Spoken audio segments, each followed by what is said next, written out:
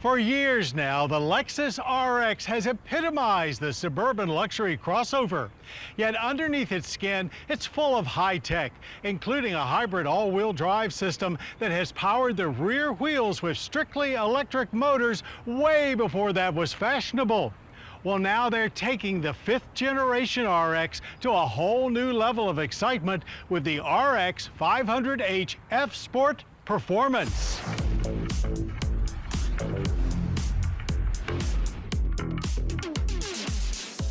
When it comes to luxury-minded utility vehicles, the Lexus RX is certainly among America's most desired. Though this radiant crossover soft rotor has never been among the most thrilling to drive in its class. Well, the RX is all new for 2023 and looking to change that, primarily with this RX500h F Sport Performance AWD. Pulling the performance is a 271 horsepower i4 turbo engine that feeds power to an old-school 6-speed automatic transmission, while in back is an 80 kilowatt e-axle that delivers instantaneous torque directly to the rear wheels. All told, the Direct 4 all-wheel drive system rates 366 horsepower and 406 pound-feet of torque. A 275 horsepower Turbo 4 is the RX standard, while a 246 horsepower hybrid returns as well, soon to be joined by a first-time plug-in model. Additional performance aspects of this performance include 21-inch wheels, an adaptive variable suspension, upgraded 6-piston F Sport brakes, and dynamic rear steering. On the road, it reacts fast and aggressive. But unlike most hybrids, we didn't seem to spend much time running strictly on battery power. So clearly, performance is the name of the game here, which of course we wanted to test to the fullest at our Mason-Dixon track. The 500h launches pretty hard, but not unusually harsh. Grip was quite good, and the all-wheel drive system well sorted, as we didn't really feel like we were being pushed or pulled. It was just a smooth and Lexus refined trip to 60 in 5.7 seconds. We never felt a need for more gears, as the 6-speed automatic kept the power flowing effectively, shifting smoothly with just a hint of aggression. Things were not so smooth in our braking test, but that's just because we were being hauled down from 60 very quickly in just 102 feet. Still a Camry-based chassis, the latest version is close to 200 pounds lighter than before, which gives the RX a livelier feel. The rear suspension is also a new multi-link design that delivers more consistent response along with more compact packaging. Now, admittedly, we probably didn't do ourselves any favors by letting our performance-minded selves take the wheel, choosing this 500h F Sport Performance as our first taste of this new Gen RX. It's clearly not quite the usual RX experience, as ride is rougher than typical for Lexus, though we have no doubt the rest of the lineup delivers a much posher familiarity. F Sport seats have it feeling not quite as roomy as we remember, but not the case for backseat passengers who get more legroom than before. And there's more cargo space too, climbing to 29.6 cubic feet with a max of 46.2, plus a lower floor to make loading easier.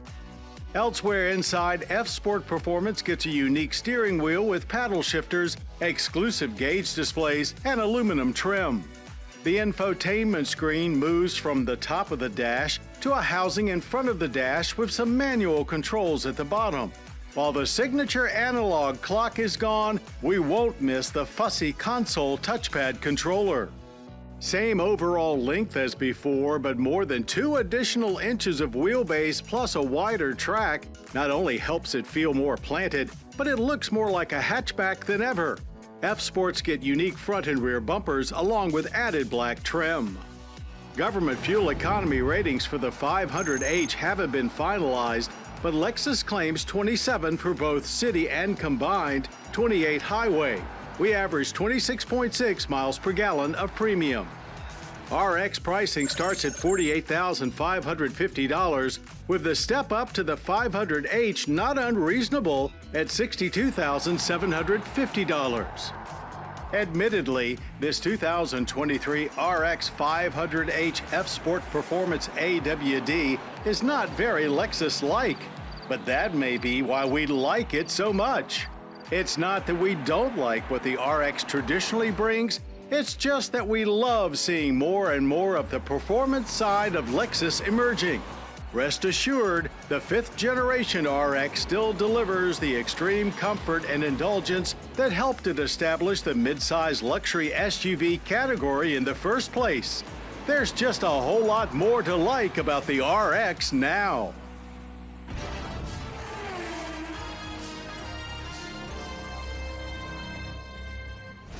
When you go to a car dealership to buy a new car, you get to take a test drive.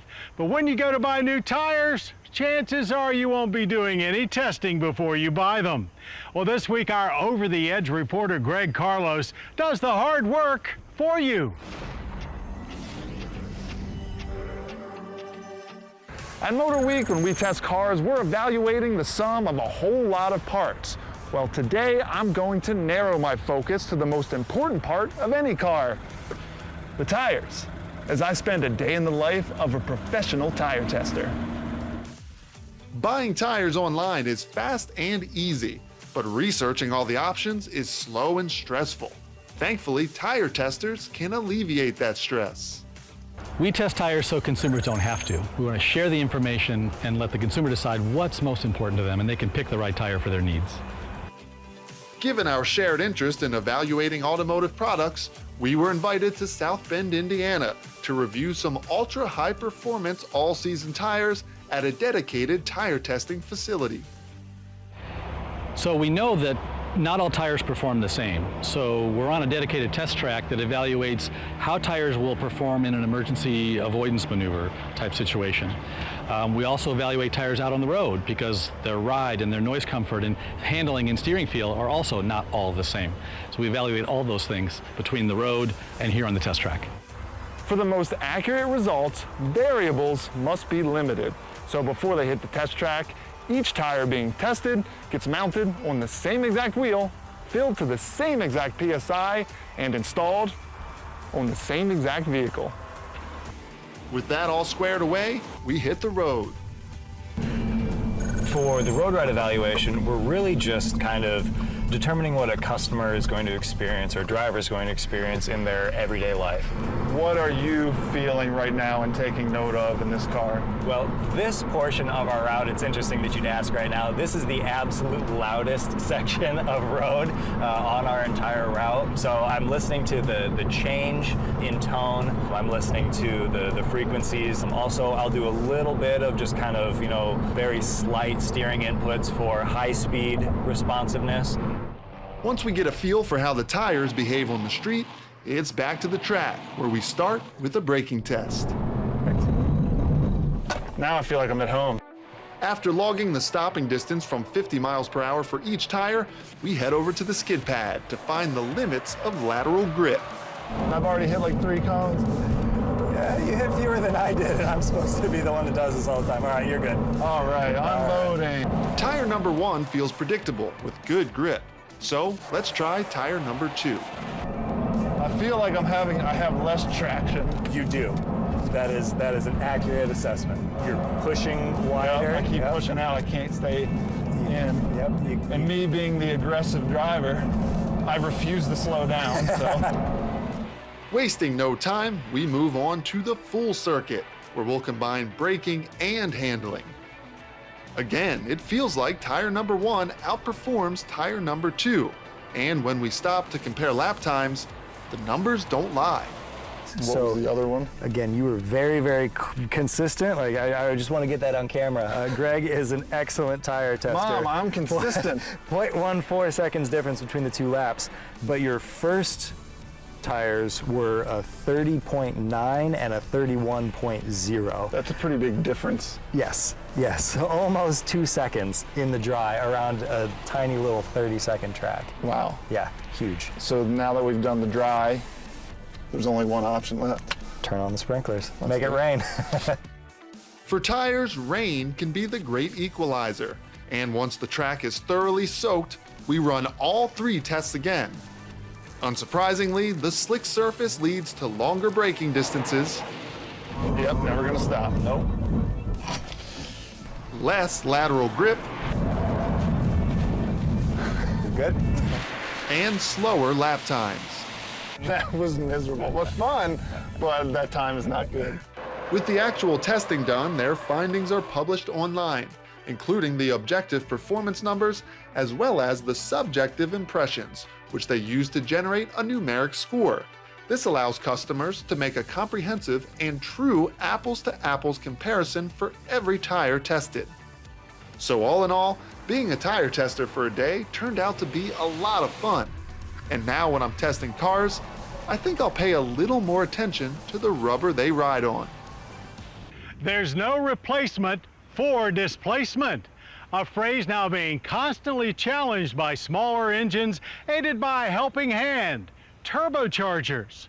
Well, they can only take care of you if you take care of them. So here's Logan McCombs with vital turbocharger tech tips in this week's Your Drive. Turbochargers have come a long way. When they first came out, they were the performance upgrade that you needed to have, but they had a lot of negatives and drawbacks to them. One of those being how they were actually cooled. A turbo is cooled by having oil flow through it and lubricate those bearings, but when you would turn your car off, there was no oil flowing throughout your system. So what most people would end up doing is they ended up using a turbo timer, a device that would keep your car running for a certain amount of time after you had turned it off to allow oil to continue to flow through the system to cool off your turbo. Another issue that they had was something called turbo lag. It's when you step on your pedal, but there was no throttle response until a certain point or once the turbo built up enough pressure. Looking at it, a turbo is two halves put together with a shaft that goes throughout the entire turbo. On one side, you have something that is called your hot side or exhaust side. And what happens is you have air or hot exhaust gases that flow up into the hot side of the turbine housing, and it spins a turbine. As that turbine spins, on the other side of your turbo, or the front side, is your cold side, where air is pulled in, and the turbine wheel spins and helps to compress that air. Because as the compressed air is pushed into your engine, that allows for better combustion to make the power and efficiency gains that you're looking for. One of the things with turbo technology that has improved vastly over the years is how we actually cool these turbos now.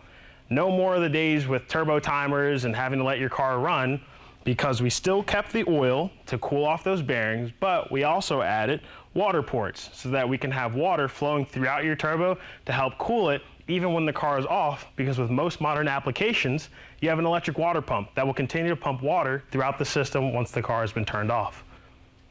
One benefit that a lot of manufacturers have seen is adding a turbocharger onto a smaller displacement engine for better performance and increased efficiency, opposed to using a larger motor like a V6 or a V8.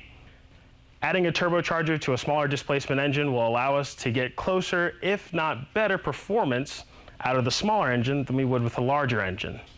A turbo is a great way to get well-rounded performance. If you have a question or comment, drop us a line right here at Motor Week. Well, when we have the key fobs, you know what that means. Time for another quick spin. 2023 ushers in a new era for the Toyota Prius. Most obviously, this hybrid hero received a head-turning redesign, but we'll come back to the dashing new looks. First, we need to talk about what's underneath. The new Prius introduces a 5th-generation hybrid system. Battery-driven motors coupled to a larger 2-liter 4-cylinder engine, producing 194 horsepower on front-wheel drive models and 196 horsepower with available all-wheel drive. That's a 60% increase over the outgoing generation. But even more impressive, a Toyota estimated 57 miles per gallon combined on the base front-wheel LE model, the best ever for a Prius. But the improvements don't stop there. It's built on the 2nd-generation TN-GAC platform, offering a lower center of gravity and more rigidity while reducing weight, noticeable and enjoyable during our California first drive. I love the amount of power this Prius has. It's more than enough to comfortably merge on the highway. And yes, if you push it hard enough, you're gonna hear the CVT whine.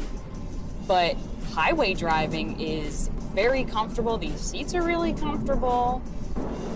I could really feel the lower center of gravity when I was driving on some of the back roads earlier. And I was actually having a lot of fun managing on some twisty and curvy roads. So, the new Prius feels as good as it looks. The redesign is modern and aerodynamic, including an aggressive windshield rake and a roofline that's 2 inches lower than the previous model. All 3 grades, LE, XLE, and Limited, benefit from an equally progressive cabin. The gauge cluster now, for the first time, sits behind the steering wheel. The standard 8-inch and available 12.3-inch infotainment screens now sit high and horizontal, eliminating any gripes we had with last gen's vertical display. Overall, this interior is a solid step up. Thankfully, the price is only a small step up, starting under $29,000 and maxing out near $37,000. The 2023 Prius will be available in January, and the plug-in Prius Prime will return closer to the spring of 2023. Stay tuned for our road test of the new Prius and plenty more quick spins soon. New photos show the future Ford Mustang will soon enter its Bronze Age. For 2024, Mustang will offer an all-new Bronze Design Series Appearance package. It will include bronze badging on the grille and rear deck lid, and on the GT, the 5.0 fender badges also match. The wheels see a similar treatment like these multi-spoke performance package rims. The bronze option is available on both EcoBoost and GT models with or without the performance package. If you ask us, this bronze package makes the 7th Gen Mustang look incredible. One thing that's truly exciting about the emergence of electric vehicles is the new car makers that are arriving along with them. Much like the dawn of the automobile, when anyone with a decent design and some financial backing could get a car on the road.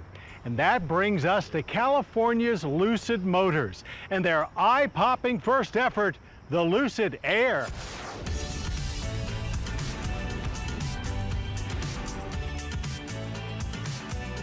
You could say that this all-new 2022 Lucid Air dropped onto the automotive landscape out of thin air. But that wouldn't exactly be true, as the atmosphere from which this luxury sedan has emerged is quite dense with technology and performance. Well thought out was the first thing that came to mind when sliding behind the wheel.